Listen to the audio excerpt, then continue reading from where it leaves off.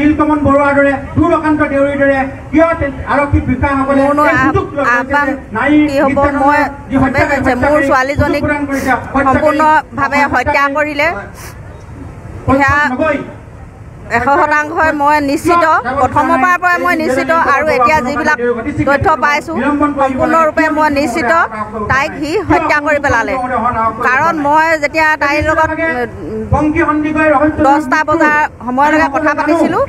তাৰপিছত মই ভাবিছিলোঁ তাই কাৰো লগত কোনো যোগাযোগ কৰা নাই কিন্তু কালি মই গম পালোঁ এগৰাকী অন্তৰংগ বান্ধৱীৰ সৈতে তাই 11টা বজাত তাই কথা পাতিছে তাই কৈছে যে ই মোক মাৰিলে বহুত মাৰিলে উখৰি যোৱাকৈ মাৰিলে কিয় মই সেই যিখিনি মেছেজ মই আগতে কৈছোঁ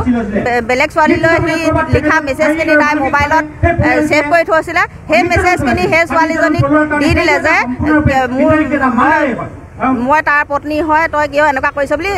তেতিয়া ছোৱালীজনীয়ে নহয় বুলি কোৱা কাৰণে মানে সেই মেছেজখিনি আমাৰ ছোৱালীজনীয়ে মোৰ ছোৱালীজনীয়ে তাৰ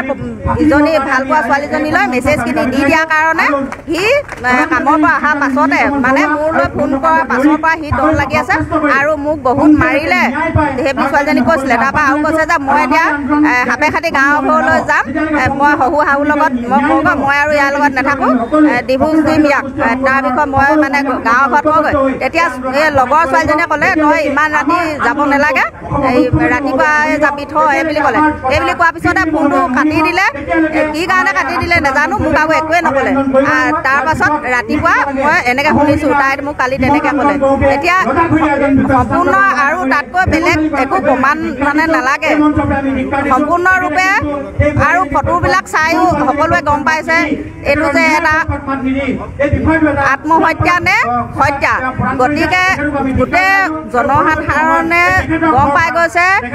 হয়তো এইটো পষ্টমৰ্টেম ৰিপৰ্টলৈ আশা কৰি মানে লাভ নাই গতিকে এইটো হত্যাকাণ্ড বিচাৰ সোনকালে অতি সোনকালে প্ৰশাসনে যাতে বিচাৰৰ তদন্ত আগবাঢ়ে আৰু এই বাসন্তটোক